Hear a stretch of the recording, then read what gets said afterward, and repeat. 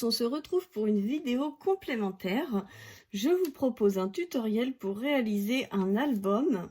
Et dans cet album, je voudrais coudre deux parties de calque ensemble avec des sequins à l'intérieur. Donc j'ai fait un premier test très foireux. Donc on va recommencer en essayant d'y arriver cette fois-ci. Donc, premier échec, j'ai pris la couture espacement papier et là je vais essayer l'espacement tissu, même si c'est pas du papier, même si c'est pas du tissu, c'est du papier très fin, donc je pense pas que ça va casser l'aiguille ou quoi. Et ensuite, les trous étant trop espacés, les sequins étoiles passent à travers, donc du coup ça va pas non plus. Ou alors il faut coller l'intégralité des sequins des vélums à la colle et finir la couture en mode décoration. Donc on va essayer d'abord de coudre et si ça marche pas, je le ferai en mode décoration. Donc je positionne mon rond comme ceci. Je descends la pâte.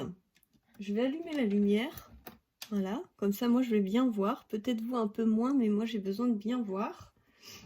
Je tiens fermement mes papiers ensemble, parce que quand ça démarre, ça démarre. Hein. Tout à l'heure je me suis fait surprendre aussi. Donc, on y va.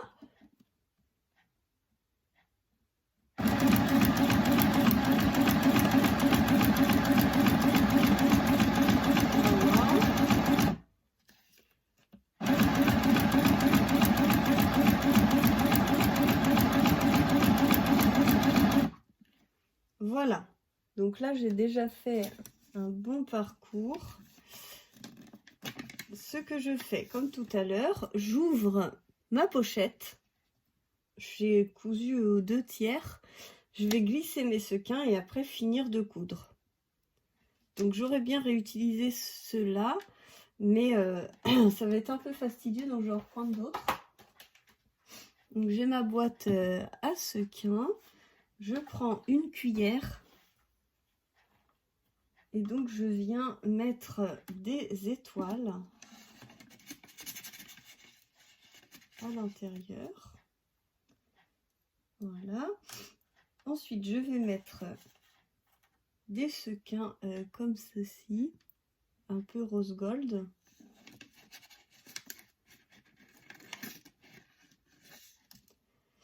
Voilà.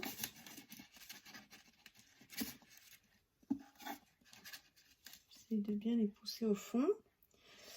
Et je vais rajouter un peu de sequins, je ne sais pas comment on peut dire, assez neutre. Tac. Donc je pousse un petit peu les sequins vers le fond. Voilà. Et on va continuer à coudre et voir le résultat.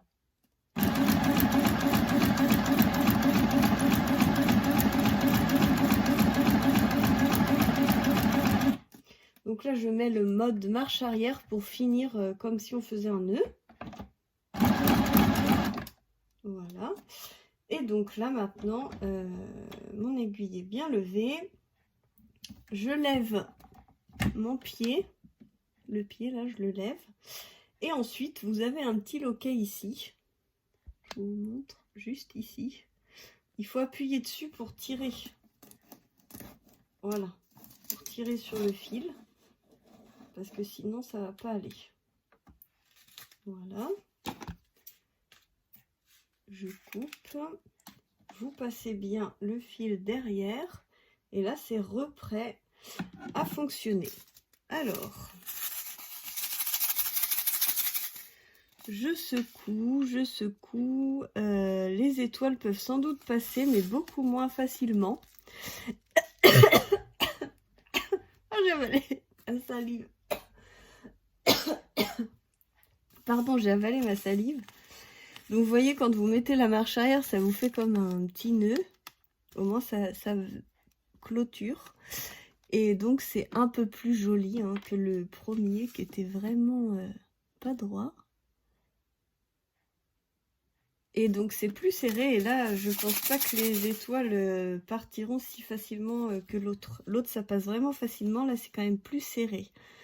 Donc je suis très contente. Donc on a un côté blanc et un côté rose, parce que j'ai utilisé un calque rose et un calque blanc. Dans la collection Lovely Swan, vous avez le choix entre donc le calque blanc avec des petites étoiles, c'est trop beau, et le calque rose avec pareil les étoiles holographiques. Donc voici pour le petit complément, hop, voilà, le petit complément pour aller avec le tutoriel, si vous voulez faire des checkers. Sinon vous pouvez faire avec des pochettes plastiques et faire avec la fuse, pour faire des pochettes à sequins comme ça. Ou alors vous pouvez, comme je vous ai dit, piquer vous-même et coudre à la main. Ça prend du temps, mais ça rend vraiment très sympa. Ou alors le mieux que je vous conseille, c'est quand même d'acheter la Stitch Happy, qui est vraiment sublime. Je vous montre ça de plus près, enfin de mieux. Oups. Et donc là c'est vrai qu'elle est vraiment magnifique, et c'est vraiment très facile à s'en servir. Donc voilà, je vous fais plein de gros bisous et je vous dis à très bientôt pour la suite des aventures.